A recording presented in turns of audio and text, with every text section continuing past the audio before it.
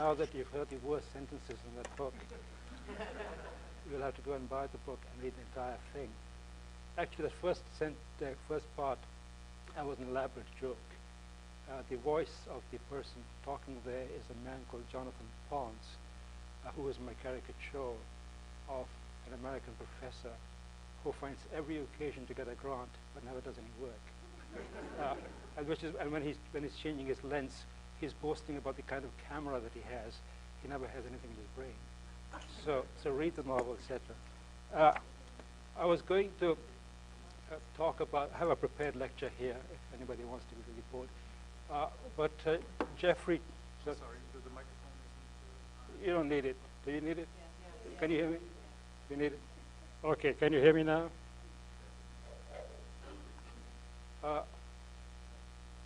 I was sitting with Jeffrey earlier on in his office. We were talking, and he asked the question, when and how did you get to Austin, Texas? What brought you here?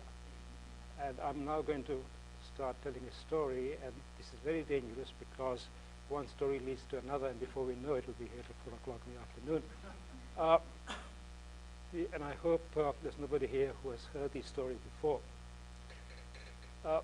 I came to Texas 40 years ago. Some of you were not even born then. And I came because I caught a cold in London. I was doing a number of jobs in London.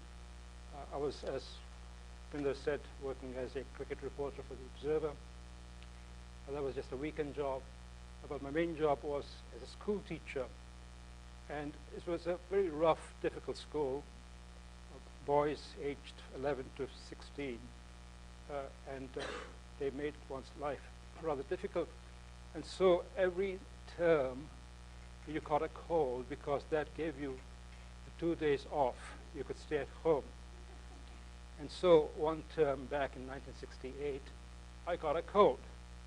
And it was a genuine cold. It wasn't any excuse. But I got 2 days off. And there I was at home. And one of the days coincided with Thursday.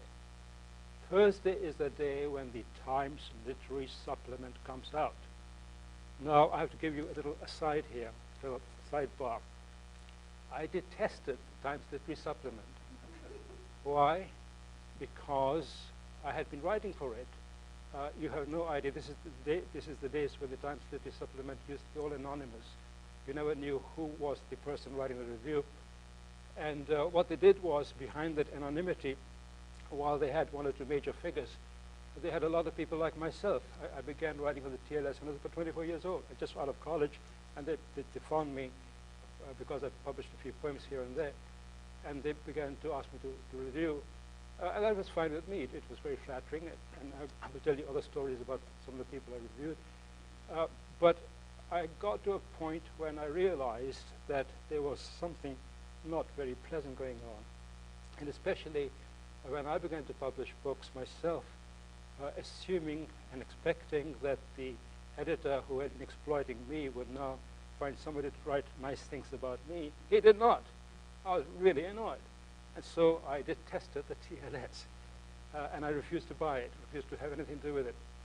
So there I was with a cold, lying in bed. And I said, Thursday, haha, I haven't seen the TLS for a long time. I will now wrap myself and go out to the stationers and buy today's copy of the TLS. I'll come back, I will read it in bed. I will be so angry, I will sweat my fever off. And so I went and brought the TLS, and sure enough, I began to get angry. And at the last 2 pages of the TLS, in those days, I think still does, they used to have small ads for librarians. Of no great interest to me at that time, but I just happened to flick the pages, and there was, within those lots of ads, one big box, and it had the figure $15,000 to $28,000. I said, what's that? Now, remember, this is 1968, and $15,000 is $120,000 or something. And it said the University of Texas, Department of English, invites professors to apply for, etc. I said, this is odd. I said, all right. Now, I had no qualifications to speak of. Just a BA from a provincial university in England. I was working as a school teacher. But I had some reputation at that time. I was about 33 years old. Some reputation as a writer. I'd already published for 6 books. And so I wrote a letter to the University of Texas. I wrote a literary letter, full of references, associations with literature, so that anybody who had any reading background looking at that would realize this guy was cultured and knew what he was talking about. Now, normally, that kind of a letter going to some bureaucratic person would not have made any sense.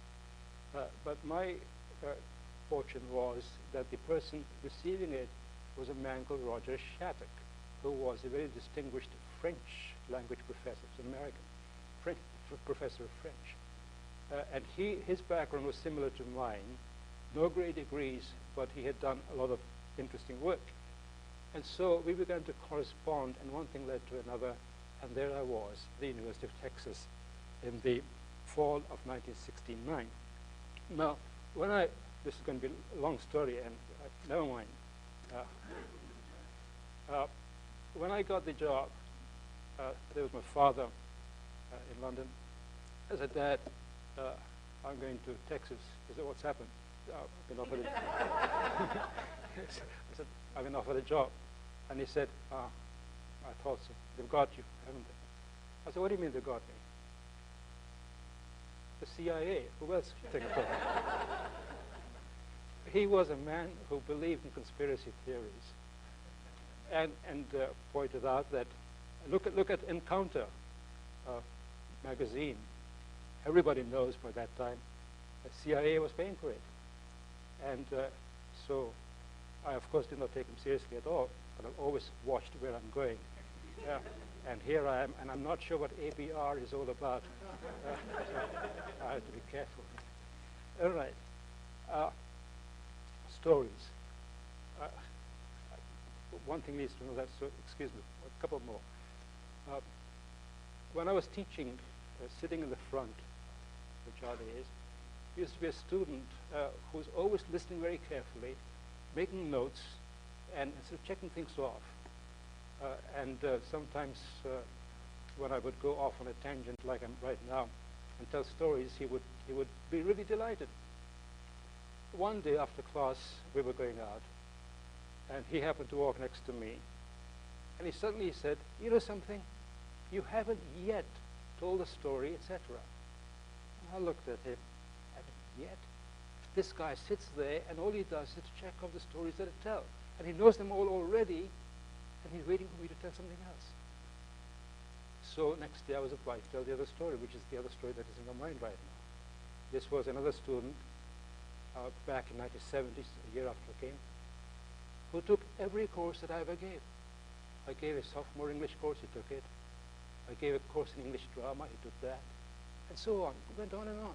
But 5 or 6 different courses, because they gave me all of these things to do at that time. And then when he had exhausted all that, he said, I will take an independent studies course with you, conference course with you. I said, what do you want to do that for? Oh, I like it. Okay, he did that. He did all of those things. And then he graduated, went away. Many years later, he came back and visited me. And I said, tell me something. Why did you take all those courses? I mean, you were not really interested, were you? And he said, in those days, I used to be high on hashish. And I loved listening to your voice.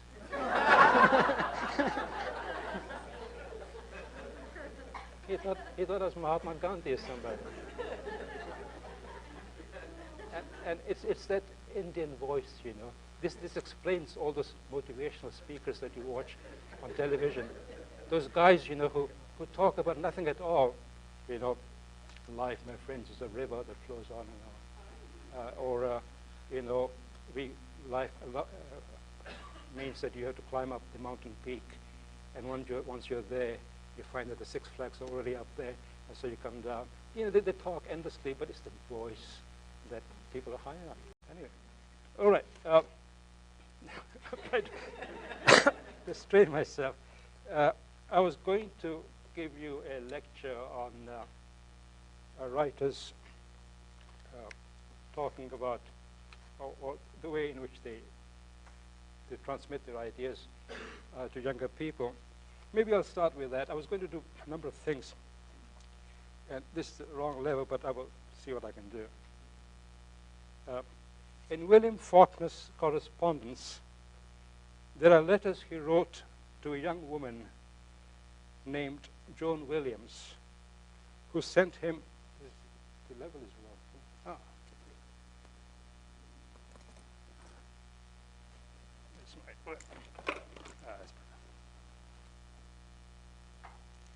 Young woman named Joan Williams, who sent him her work for criticism. In response to one of her stories, he wrote, "The trouble with a short story is it doesn't move. It's static. You can write about a lazy inner character, but the character must be told in motion. Show everything in action. Dialogue which carries action. Tell the story from the outside," capital letters, instead of inside. This is not an essay, remember. Now there you have just about everything you need to write stories. This is not an essay, remember. It's a wonderful phrase. And I would instill this into my students because often you find people write a story as though they're writing an essay. They state the theme at the start. They give you the story as though it's an illustration of the theme, and then they tell you what the theme was. It has been proved. No, follow Faulkner's idea. In another letter, he tells her, "You must learn more." She was, "I set out to learn all I could sooner in my life than you did. I mean the reading." And that is the central thing. Read, read, read, and everything else will follow. A few months later, probably consoling her for feeling discouraged, he stated that the choice before her was between art and the middle class. And he added, "You can't be both, and being an artist is going to be hard on you as a member of the human race. You must expect scorn and horror and misunderstanding from the rest of the world who are not cursed with the necessity to make things new and passionate. No artist escapes it." This is back in 1952. Very true. This idea, you see, if you are tormented by your inner demons and you want to try and create something new, nobody in the world wants it. And immediate family does not want it. No, for everybody, it's a disaster that you want to be a writer. But if you have it, you have stubbornly got to go on with it. In another letter, he tries once again to define the task before her. And he says, "A short story is a crystallized instant, arbitrarily selected, in which character conflicts with character, or environment, or itself."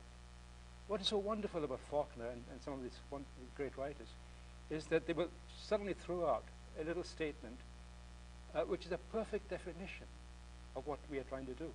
A crystallized instant, character with character, environment, or itself.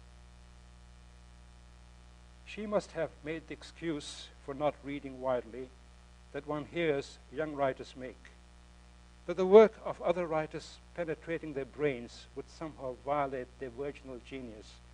For he says to her, "I learned to write from other writers. Why should you refuse to?" Very good. He must have been exasperated by her reply. For a fortnight later, he writes her a long letter in which he says, "So far, you don't take the work seriously. You take Joan Williams seriously, but not the work." And he hits it right there. This is the problem with many people. They're so obsessed with themselves. All they see is my pain, my anguish, my this, etc. Fact is, the writing has to be objective. You have to throw it out there and create an outer reality. Of course, it's going to be your reality.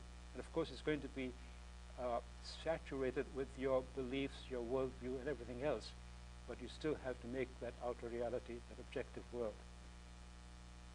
So if you look at Faulkner's letters just to Joan Williams, you come up with 5 propositions, which I think are everything that you need to know if you want to be a writer. The story, number 1, must have action.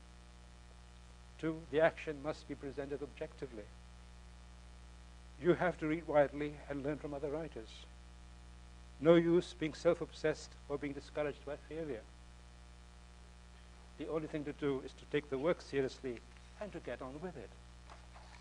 One of my friends in the writing community, an old American writer, Thomas Berger, I hope you've read him. He's the author of Little Big Man, the movie that they made. Now, he and I were old friends. I can give you another little anecdote here. In my Times Literary Supplement pre-Anger days, one day I received a novel. This must have been 1965, thereabouts. A novel called Reinhardt in Love by a man called Thomas Berger. Never heard of him. And a note from the editor saying, please read this and write a 100-page review of it. If you think it deserves more, then please get in touch with us. I read it. It was very good. I got in touch with the editor, and he said, okay, go ahead. And we made it into a major review for that week's TLS. Again, this is appearing anonymously. And so here was the main fiction review that week, Thomas Berger's novel, reviewed by this anonymous person. About a month later, I received a letter via the TLS addressed to this anonymous person by Thomas Berger. And in that he said, Dear Dash, thank you very much for your review. I'm glad you like the novel, etc. From what you say, he said, I suspect that you must be an expatriate American living in London because I cannot imagine English people appreciating the kind of thing I'm doing in this novel. And when I wrote back to him that I was not only not an expatriate American, but not even British, but this strange mixture from the former British colony, he was highly amused because his novels are full of characters who are completely surprises, inexplicable, and so on. And so we began a correspondence, and we became great friends. And he visited us, and we visited them, and so on. And this has gone on for 45 years, and the correspondence now, about 2,000 or 4,000 letters, is lying at the Harry Ransom Research Center in Austin. Why I'm telling you this story, I do not know. It's just that to say that the writing of novels, the idea of going outside oneself and creating work in a stubborn, resolute kind of a way, that is important. And my point of this, the Berger story is simply this. When Berger was a young man, he was living in New York City, and he was, every time he met his pals, he would say, oh, I want to be a writer, and I'm going to be a writer. And he had all the pretensions. And one day, one of his friends said, Tom, you are always talking about writing, but you never do any work. And Tom realized that was true. And so he resolved that from that day, he would not let a day pass without writing one page. And he kept that up religiously for many, many years. And as a result, we have about 30-odd novels. My point simply is that you can have the ambition, you can have the vanity, the obsession with the self, all of that. Those are good driving forces. But without the actual reading and without the actual work, nothing is going to happen. So follow the example of our friend Berger. Half a century earlier, in the year in which Faulkner was born, Chekhov received 2 stories from a schoolgirl named R.F. Vashchuk, who asked him to tell her if she had any talent. He read them and gave her his honest opinion, saying of the first, the beginning is banal and unnecessary. You must continue, of course, provided that first, writing gives you pleasure, and second, you will learn to punctuate correctly. Then he added, you should not say too much about yourself.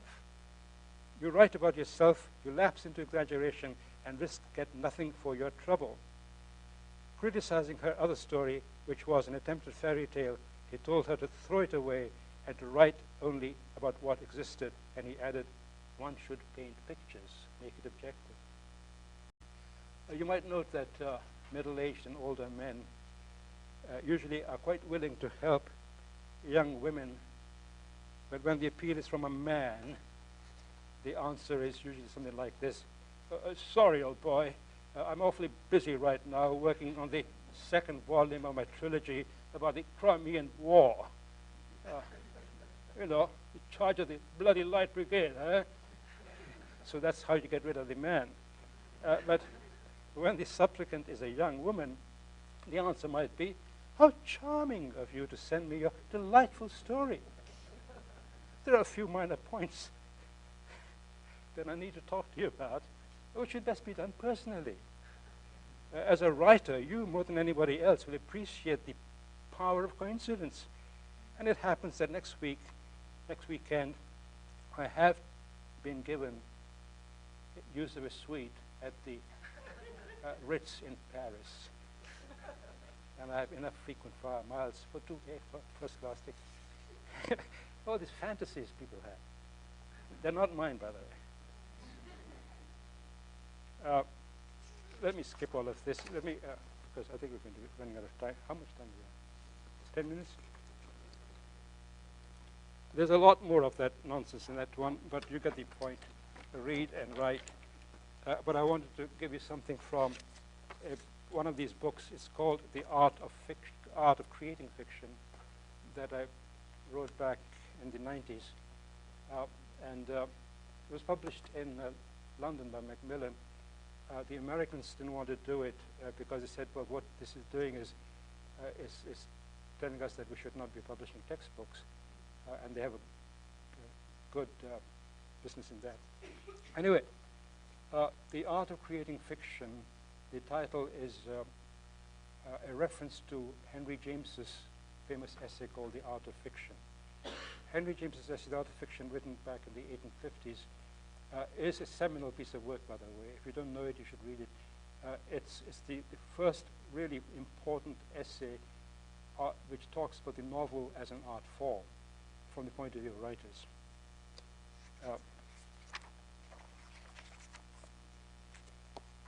And I just wanted to give you a few quotations and talk about them, and I'm assuming that many people here are interested in being writers.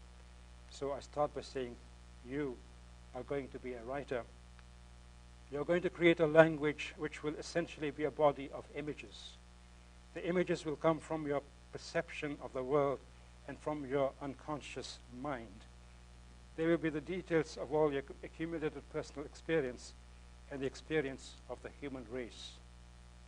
You're going to construct structures in which those images will appear to have a natural presence. You will be preoccupied always with words, how they're going to be put together for a variety of effects: brilliant clarity, subtle ambiguity, irony, symbolic force. The more your language will be your own, the greater will be the degree to which your choice of words will capture your unique voice. It must follow, therefore, that no one can prescribe to you what you should write and how you should write. Everything starts with you. And the idea that you can take a textbook and you can be given a series of classes in which you are 1 week looking at characterization, another week looking at dialogue and so on, that is nonsense. The whole thing is an organic thing, says Henry James.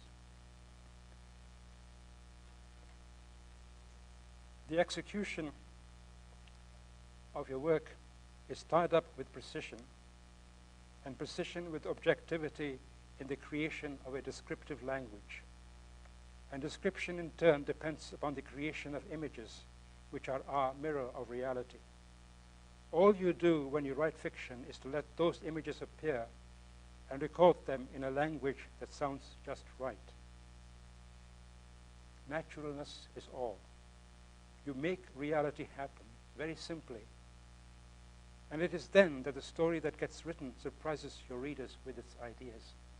I say that because many people think, oh, I need an idea before I write a story. No, you don't need that. Ideas are a function of language. Ideas don't exist until you create them in language. Many a writer will tell you, I do not know what I have to say until I've said it. And therefore, if you concentrate upon the creation of those images, everything else will follow. To give you an example, in my teaching of fiction, creative writing, I would tell my students, forget about ideas, just put down a sentence in which the reader sees something or feels something or appeal to the reader's senses. Whatever that sentence is, then create the next one, and then the next one, and always look back, revise your work, and each paragraph must contain some vivid matter, some image of the other. And the rest will follow. All the ideas will fall into place.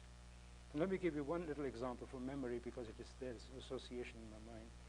A student wrote a story in which there's a young lady, young girl, who is driving in a car some country road in Texas, and she comes to one of these rest areas. It's a little hill, and at the top of the hill is a picnic bench.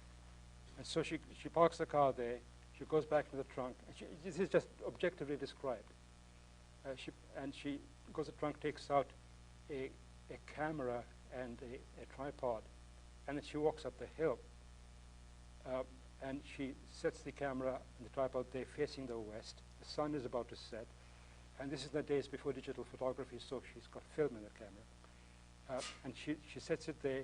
The sun is still quite high, and so she has a little basket. She opens that. She has some food. She sits there eating that food. And then the sun is setting, and she takes a photograph. Then she packs up a basket, folds the tripod, and comes down the hill. As she comes down the hill, she falls. As she falls, the camera opens, the film is exposed. And that's the end of the story. Nothing much happens. But if you read it, and it is so vivid that the language still, but 20 years later, is still there in my mind. If you read it, you realize what she's talking about. And I said to her, I think I know what happened here. You had a deadline to meet. You had to write a story of 6 pages.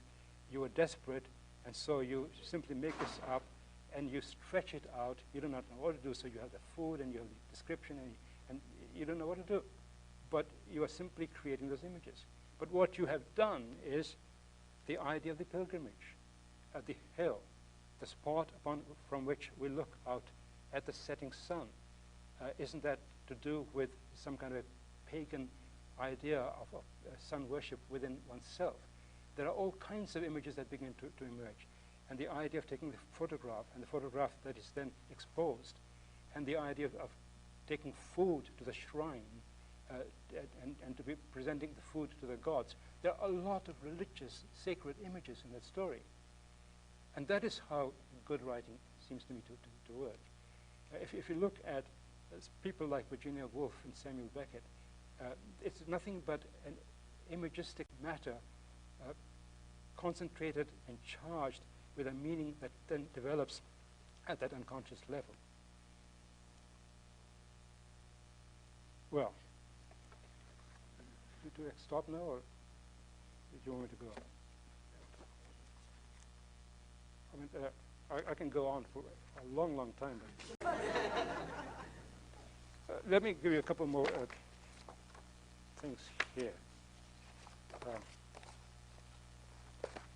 Of the writers who, you know, it's the correspondence and the essays of many, many writers that will give you many of these insights. One of the best I found is Flannery O'Connor. It's a book of hers called Mystery and Manners, in which there are 2 glorious essays, The Nature and Aim of Fiction and Writing Short Stories. And there's, of course, Gustave Flaubert, and I'm skipping him, otherwise we'll be here forever. But there's a quotation in Flaubert's letters, which I think I ought to give you, which he says, what seems beautiful to me, what I should like to write, is a book about nothing, a book dependent on nothing external, which would be held together by the internal strength of its style. At first sight, the idea of a book about nothing seems absurd, but when one observes how some of the most important works of art owe the significance not to the subject matter, but to the style in which some vital thought is revealed, then one sees the correctness of Flaubert's idea. Think, for example, of the music of Steve Reich or Luciano Berio, paintings of Malevich or Mark Rothko, the novels of Beckett or Alain Robbe-Grillet, the poems of Raymond Roussel, Francis Ponge. There are many, many wonderful writers of the 20th century onwards who do exactly what Flaubert says here. And he says, almost as a prediction, which I think comes true, the finest works are those that contain the least matter. The closer expression comes to thought, the closer language comes to coinciding and merging with it, the finer the result. I believe the future of art lies in this direction. So it certainly does. Except that a split took place in the latter half of the 20th century. Popular culture became very dominant, and so the publishing industry went for the popular culture. And as a result, what used to be called literary writing, serious writing, has been neglected. There are many people doing it, but it is not being published, or it is being published in very small presses and so on. It is difficult for some people to accept the idea that a work without a distinctive style is mostly worthless. For some of us still retain the old notion that art has to instruct and that some subject matter is intrinsically superior. People expect art to affirm their own preconception of reality and to be a medium that broadcasts the socio-political views. Such readers would dismiss the remark made by Flaubert when he says, there are no noble subjects or ignoble subjects. From the standpoint of pure art, one might almost establish the axiom that there is no such thing as subject, style in itself being an absolute manner of seeing things. He would be accused of living in a vacuum and producing art for art's sake. But Flaubert is right. And he's not the only writer to make that remark. Faulkner suggests the same idea in his West Point interview when he says, the sociological qualities are only, in my opinion, coincidental to the story. And then, of course, there's Vladimir Nabokov. Nabokov, in his wonderful book called Lectures on Literature, there are 3 books, Lectures on Literature, in which he dismisses the reader who belongs to what he calls the lowly variety, the one who likes to relate to characters in a book. And he says, and his statement is glorious, I think, he said, we ought to enjoy, passionately enjoy, the inner weave of a given masterpiece. And then, in conclusion of his lecture on Jane Austen, he states, it is a style peculiar to this or that individual writer of genius that is alone worth discussing. Now, to give you an example, there are many writers, I'll give you a couple of examples here, who do not much care for, this might come as a shock to some people, for Dostoevsky. They think he's a bad writer, in fact. Vargas Llosa puts it very gently when he says that he prefers Tolstoy to Dostoevsky. Even Chekhov, he saw through Dostoevsky and he says, oh, he's too pretentious. But Nabokov, who I think is one of the great geniuses, he is explicit in his criticism, and he says in his lecture on Dostoevsky, he's not a great writer, but a rather mediocre one, with flashes of excellent humor, but alas, with wastelands of platitudes in between. What we're talking about here is, you see, there is a Dostoevsky contingent who loves that kind of writing because it's serious, it has problems. But problems are not solved by literature. In fact, the best literature has got nothing to do with problems of that nature. Incidentally, Nabokov has an interesting aside in his lecture when he mocks the plot of Crime and Punishment. He says, my difficulty, however, is that not all the readers to whom I talk are experienced. A good third do not know the difference between real literature and pseudo-literature, and to such readers, Dostoevsky may seem more important and more artistic than such trash as are American historical novels or things called From Here to Eternity. Then he adds, I am very eager to debunk Dostoevsky, but I realize that readers who have not read much may be puzzled by the set of values implied. Now, this is an ancient complaint that writers have against their readers. The readers take up a novel and they skip through it or read it carefully even, But without the kind of knowledge that the writer has brought to the work, it's very difficult for a reader really to appreciate what is going on. One's real readers are very few and far away, far between. About 600 years before Nabokov, Petrarch wrote in a letter to Boccaccio, "But why should I distress myself about the unlettered masses when I have a much juster and more serious quarrel with those who call themselves scholars? To all their absurdities, they have added the most repulsive quality, a mighty arrogance based on ignorance." So what I'm saying there is that Boccaccio and Petrarch onwards, for hundreds of years, we've had the same complaint, which Nabokov gives. I think I better stop because there are more. It's all scattered anyway, like my brain. Is this the writer that you're talking about? The one who wrote Crime and Punishment? Is that what you're saying? The one that all the other writers were critiquing? Yeah, Dostoevsky was making fun of Crime and Punishment. Read his essay on Dostoevsky. It's very good. What are your thoughts on Dostoevsky? Same as Nabokov's.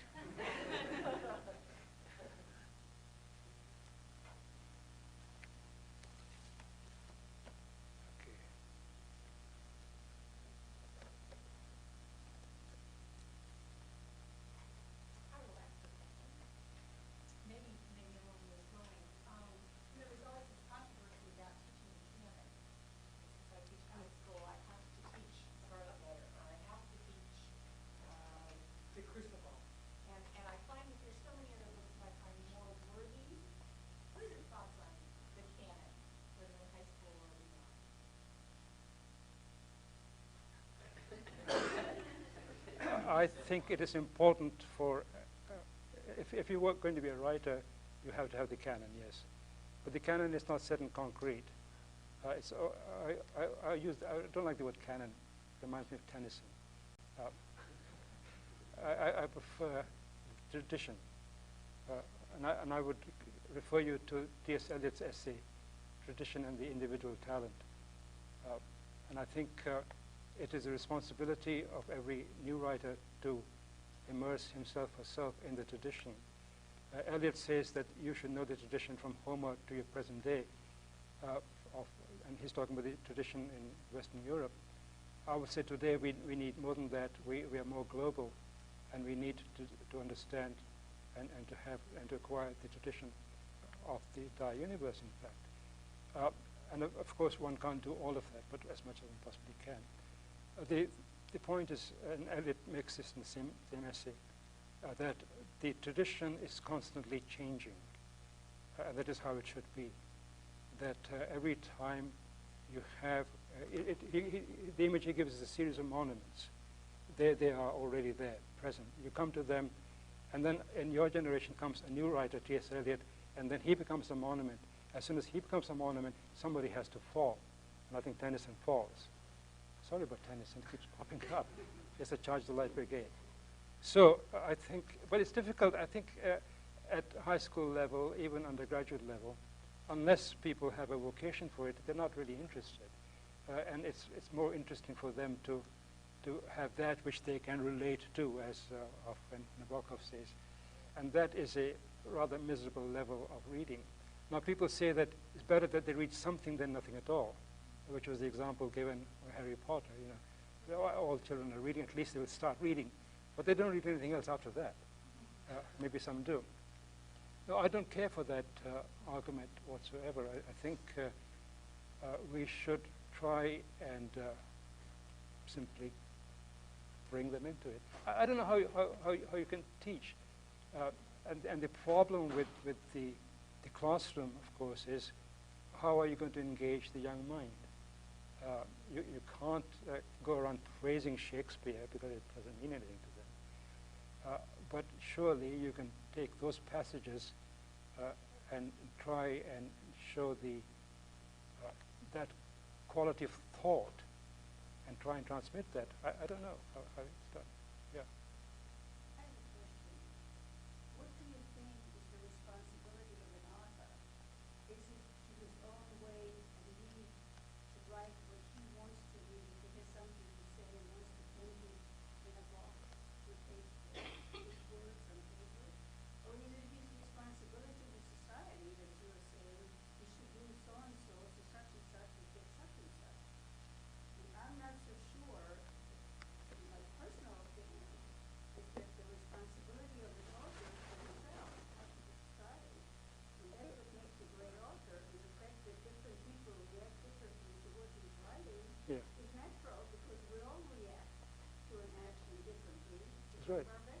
entirely.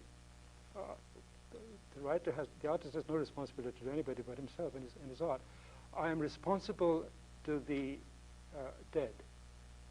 I will not offend Charles Dickens and Marcel Proust. They are my big gurus. And when I'm writing, occasionally I will hear a chuckle from Chekhov because he will point out that the sentence is getting a bit too pretentious there, oh boy.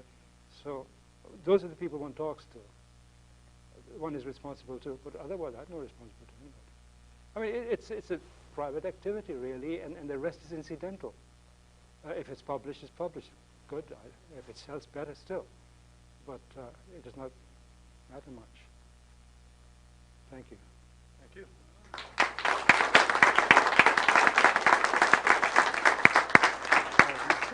Good. A bit scattered.